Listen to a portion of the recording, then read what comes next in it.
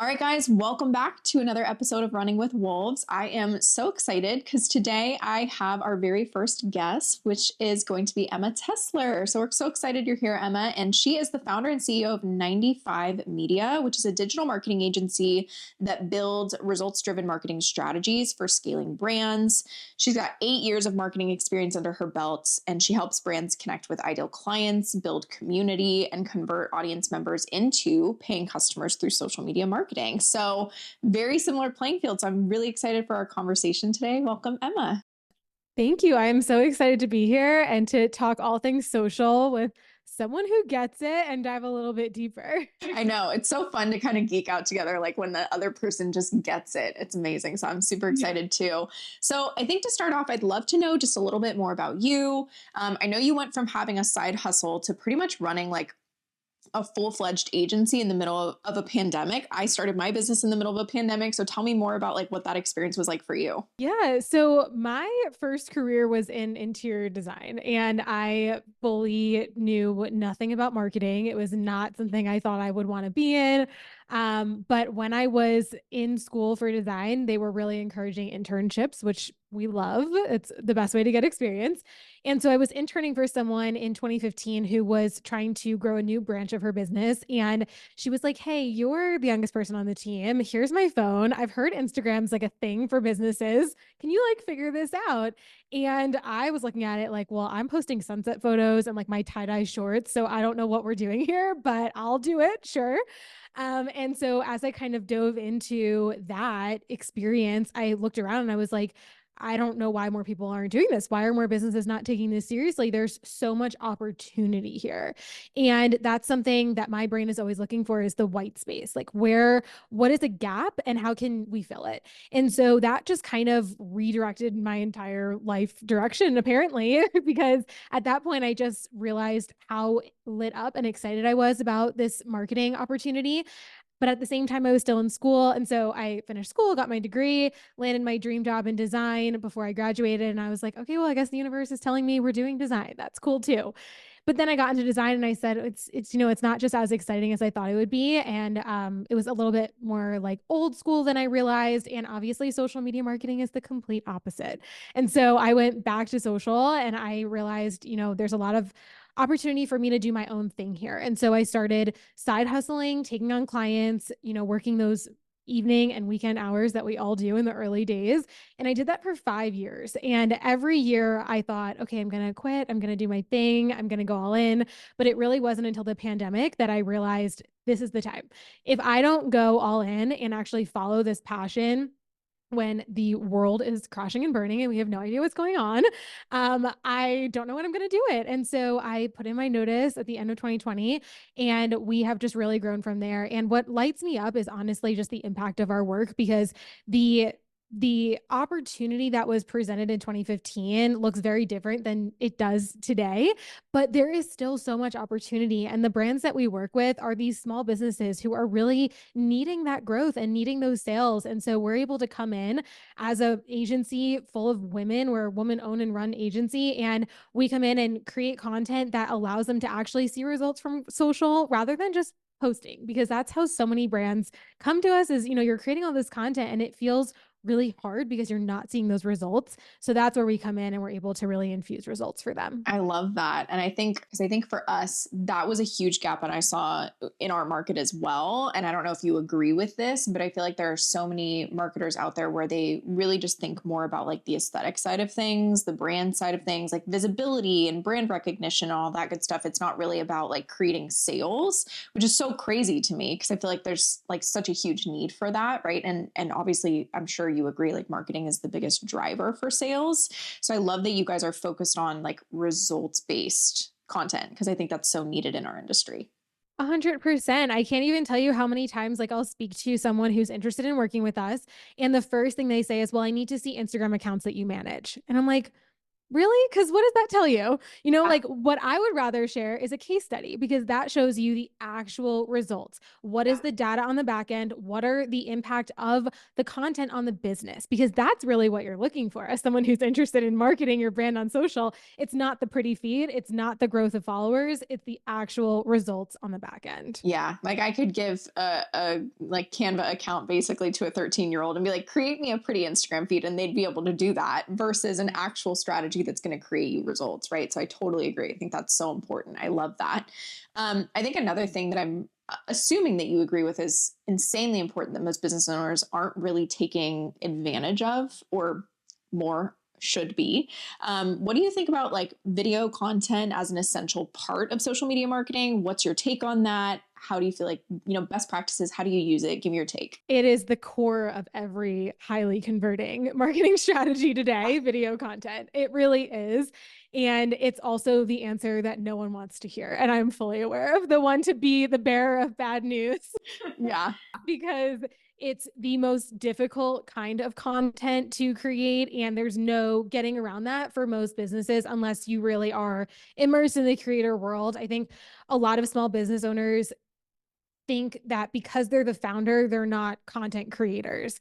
And the truth is that today, everyone is a content creator. And the most successful brands have founders that are front facing and are in their content. And it can be a really hard hurdle to overcome, especially if you're really resistant to getting in front of the camera. But I also think that that's the benefit of having a marketing team that can support you with it. Because if you're just going off and winging it and trying to create your own video content, it can feel really hard and it can feel really discouraging, especially when you're putting in all that time and then you're not seeing the results from it. You're like, why am I doing this? But if you have, you're able to outsource and hire someone who can help you, then I think it is just a game changer because that video content is going to be how you build connection with your audience. And really that community will start from you because as the face of the brand, you are kind of setting the precedent for who you want to be in the community and the language you want to speak in the community and the experience you want people to have. And that's really what everyone is looking for on social today. Yeah, I totally agree. It's so funny. I feel like the TikTok comments I get so consistently is like, what are your tips for faceless brands? And I'm like, don't be one, honestly. Be one. That's my tip. Don't be a faceless brand, because I agree. I think at this point, when it comes to marketing, they're looking for that authentic, genuine human connection. Like that's why we see so many brands be successful, on TikTok, because like, for example, like freaking Duolingo, like Dr. Miami, Ryan Air, right? Like brands where you're like, who? I'm sorry, what do you do? People are raving fans of them because they have so much brand personality and they're obsessed with it, right? So, and yeah, those are brands who created a face to a faceless brand. right. And that is like such a key thought that is fairly new to the social media marketing space is that, okay, well, even if I don't have a face to the business or I don't have like a founder representative, how can you put a face to the brand? And I know a lot of small businesses use their social media manager as the face of the brand. And if that's your solution, then that's the solution. But like, get a face in front of the camera and have someone representing, because otherwise, as you said, it's not going to convert for you. It's just not going to latch on with your consumer on the other side of the screen. Yeah, I totally agree. Well, in that same vein, since we obviously know like video content is so important and honestly, like you said, the core of every successful marketing strategy, what do you think about tailoring your video content to, different platforms? Obviously, we know like YouTube or Instagram or Facebook or TikTok, like they all have different advantages. So what kind of video content do you feel like people should be creating for each platform, really to increase like their lead pool from their marketing? I think if you're able to create content uniquely for every platform, that's awesome. That's amazing because that means you have a full-blown team and a lot of people to support you. The truth is, most brands are not able to create specific content for every single platform. The way you can kind of get around that is by editing in small ways the content between the platforms. So really easily you can record the content, even if you record it in TikTok, export it, do your editing in an app like InShot, and then re-upload that video to Instagram, to Facebook, to YouTube Shorts, and do those final editing pieces where you're putting in the captions, you're putting in any text, you're putting the stickers or whatever you're trying to overlay on top of the video to make it feel unique to the platform, which it will then play better with the algorithm. But I think even better than that, which is just kind of like trying to hack the system and like do less work, really what we all need to be thinking about is what is my audience looking for from me on each of these platforms? And that's where people get really stuck because you as the person trying to execute all of the content and marketing your brand, you're trying to think about ways to do the most with the least amount of time. But instead of doing that, what if you're thinking, well, I'm speaking to mothers as my target audience and moms who are in that postpartum stage, really young toddlers. They're up a lot in the middle of the night. And so they're scrolling a lot and they're probably spending a lot of time on TikTok. How can I appeal to them during those hours on TikTok and present them content that's helpful there versus Instagram, which they might be just scrolling aimlessly during the workday? So if you can put that lens on your content, you can actually start to create content that speaks to different experiences that your audience is having and different content that they're looking for on each of the platforms. Yeah, I love that. And we talk about that a lot, with our clients. We call it like symptoms of what they're experiencing. And it's literally just speaking to human experiences. And I honestly believe that the more specifically that you can talk to your target audience, the easier time you're going to have selling to them because I think people at their core, when they buy from brands or just exist in the world, want to feel seen and heard. And so if they feel seen, heard, understood by a brand or a business, they're far more likely to buy from them than their competitor, right? So I love that in terms of like putting the lens of what your target audience cares about when they're consuming content, how can you support them there? I love that. Yeah, definitely. And I think to take that even a little bit further, it's one of those things that holds a lot of people back from video is not wanting to show up like, oh, I'm kind of weird. I say things weird. I don't like looking at the camera. I don't like doing X, Y, and Z, or I say things with like a New York accent or whatever it is. And I really believe that those are the things that are going to be the catalyst to someone hiring you versus the other person. Because the truth is that there are a million people who do what you do, no matter what industry you're in. And the social media marketing space is extremely saturated with all 8 million people who do exactly what you do. And so the thing that sets you apart, the things that makes you weird or different or unique are actually going to be the reason that your target audience is going to choose to work with you and not the person who does things the exact same way as someone else. We work with a lot of interior designers who go through this exact thing. They're like, well, everyone's doing it. Everyone thinks they can be a designer, etc. But like, what is it about you? What is it about your team? What is it about your process that is different? And then when you can really hone in on that and show that, that's what's going to build that connection. Yeah, no, I love that. We talk to our clients a lot about that too, like the whole UVP situation. And we talk about it not just in regards to your brand, but also your product or your service. Like, how does this product or this service uniquely meet your target audience's needs, right? What is different about it? Like you said, how do you do things that other interior designers don't do, right? So I love that. And I think it's really important to incorporate. And I think it takes the pressure off of like content creation. I'm like, be as unhinged as possible on social media, Yeah. honestly. Like people love it. The more personality you can show, the better, and people love it, and that's why they're going to hire you as opposed to being turned off by you if they're the right person, right? 100%. They should be obsessed with you because of how unhinged you are. Exactly. I love that. Well, so you talked a little bit about like InShot, for example, and kind of like tweaking, your video content for each platform specifically. So what tips do you feel like you have or that you've learned along the way when it comes to, adapting content to suit each audience, each algorithm, each platform, that kind of thing?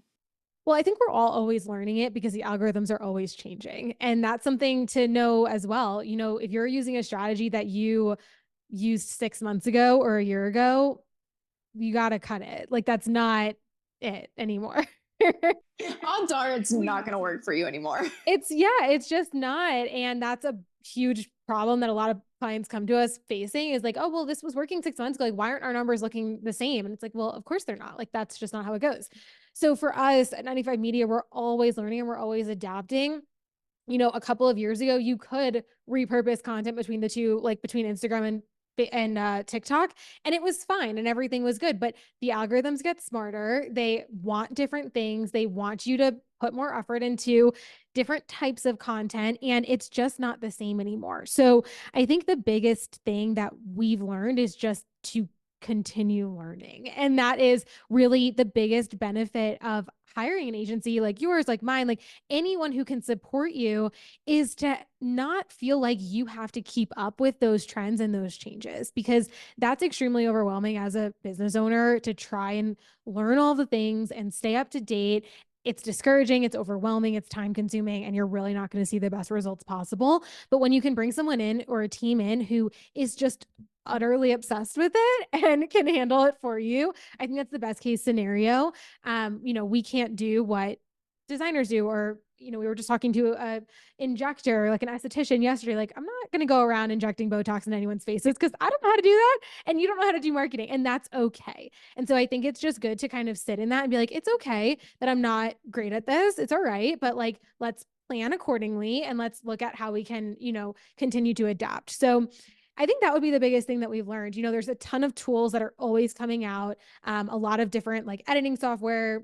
InShot is always a good one. It's easy to learn. The easy to learn ones I think are the best, rather than trying to get caught up in how do I use GarageBand and like Premiere Pro. There's no reason. There's no reason to do these complex tools. It really can be a lot easier than you might think it is. Yeah, no, I love that. I always say, I'm like, keep it simple. We use literally like CapCut, it's like, just keep it simple. Honestly, you do not need to use anything super fancy unless, you're editing like a YouTube video and it's super high quality and all that good stuff, which again, if you're creating content for a bunch of different platforms, you're probably not doing that. Right. So no, I love that. Keep it simple, keep it easy, and keep learning. I think that's amazing. I would be curious to know from you if you feel like there are certain analytics you guys pay a lot of attention to when it comes to improving your strategy, your video content, for, creating more sales. Is there certain things you're looking at on a day-to-day basis or weekly or monthly that you feel like really help you refine your strategy? A couple of analytics we're always looking at are your content reach and your interactions, your engagement, really. So the vanity metrics everyone loves to look at are your followers, right? And everyone wants follower growth, and you want, the pretty feed, like we were saying in the beginning, but those are vanity metrics. And what we're really looking at are conversion metrics. And that's what everyone should be looking at. So in order to grow your followers, you need to be putting out great content. And so great content should be yielding a higher reach because it should be getting people to engage with it. So at the core of every algorithm is that the more people engage with your content, the more they're going to see your future content and the more it's going to be pushed out to other people. So what you're really looking to do is to get engagement quickly on every single post. And therefore, with that engagement, you should be getting more reach. And then the more reach should then impact your engagement and vice versa. But all of that should come together and organically grow your following. I always go into any new client account and say, like, I just don't care about your followers. Like, they're going to grow. I'm not concerned about it because that's not going to be the metric that you actually care about 3 months or 6 months down the road. It's going to be your sales, which are going to be a direct correlation of how many people we can get seeing your content, which is your reach, and then engaging with it, because then they're going to see more of it, and then going back to your profile. And of course, that kind of end game is your website clicks or external website taps so that they're actually getting off the platform and purchasing whatever it is that you're selling. So those are the big ones that we're always looking at. Okay, I love that. And how do you feel like, you can help your clients understand how to look at those metrics, but also kind of translate them? Because I feel like a lot of people really struggle when it comes to understanding the story that your analytics are telling you or what your audience is trying to communicate to you. Do you have any like best practices for kind of analyzing your data in a way? Well, I mean, whenever we're going over reporting with clients, we're always kind of breaking down what they mean. And so it's important, as you're saying, to know what you're looking at. So if you don't know what you're looking at, ask someone to explain that to you. Don't be shy about it because there's a lot of analytics and it can be difficult to understand. For us, doing a walkthrough and really kind of showing our clients what that means for them in the long term is important. And it's a part of our processes always. The reach really is one of the easier ones to understand. It's, how many people are seeing it. And then your engagement is how many people are interacting with it, liking, commenting, sharing, saving. Like those are all engagement points that we want to be boosting and getting up for you. So I think that they're at the core of them, they're fairly straightforward to understand, but then it can be difficult to say, okay, well, then how do they actually correlate to sales, which can be the disconnect, right? Because you're saying, okay, well, you're telling me that our numbers are looking really great on social, but then we're not seeing the sales come in. And it's easy to want to point the finger at your marketing team, but it's also important to go back and understand that marketing and sales are different and that they're not always they're going to result in the same thing.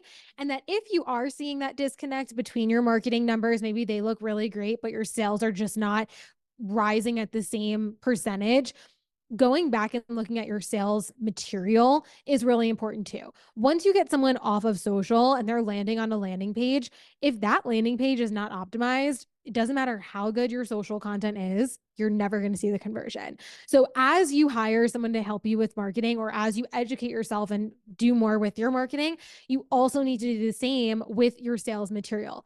Update the copy, update your imagery, make sure all of your linking is correct, and make sure that's all in place so that they can really speak to each other, because otherwise you're just not going to see the results that you're really looking for. And I don't think that people speak to that enough. Yeah, no, I agree. I think, obviously marketing can impact your sales and it can drive your sales, right? But like you said, there are specific sales processes, funnels, things like, landing pages, copy, call bookings, right? If they're not optimized, if people can't really easily go through that and be converted, your marketing can be great. You can go viral all you want. You can create as much converting content as you want, but you're still not going to see the sales. So yeah, I think a lot of times when people say like, why am I not seeing results? You have to work backwards and identify, is it a marketing issue? Is it a sales issue? And go from there, right? Because sometimes it's not always a marketing issue. So I love that. Let me see, there was a couple other questions I wanted to ask you. So couple other questions for you. Number one, or like last but not least, what do you feel like is the number one thing that you really want to share like with your audience, or kind of leave when it comes to social media marketing? What is the thing you talk the most about? The thing we talk the most about is that there's so much opportunity still on social. A lot of people come to me and they say, well, it's so saturated. Everyone in my industry is doing this. I just don't know how I could possibly stand out or do something different and original. And it's important to remember that I don't believe there's anything original anymore. Like everything's been done. And sometimes that can feel restrictive, but I actually think it's really freeing, because since everything has been done, there's no pressure to come up with something radical and different and crazy. But it really, again, goes back to infusing your personality, infusing the things that make you different, because that, without realizing it, is going to be how you make that thing different.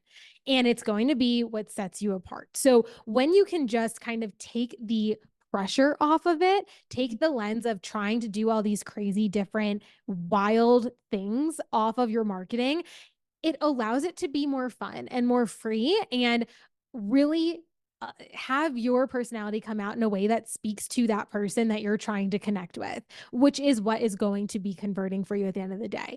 It's 2024. If you are not marketing your business on social media, you are missing a huge chunk of sales.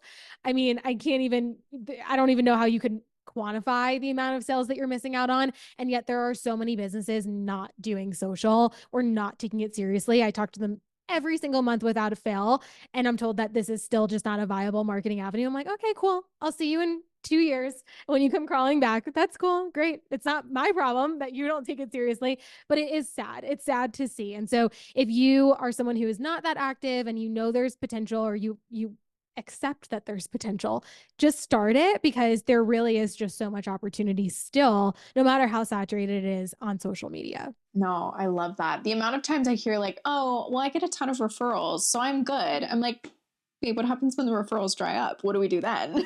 Where are we going to see our sales coming from? Right. So no, I love that. And it is still crazy to me. I'm like, what are you doing? Are we still giving out flyers? Like, are we doing mailers? What's going on? How are we marketing ourselves? Oh, I had someone tell me the other day that they're just going to run magazine ads.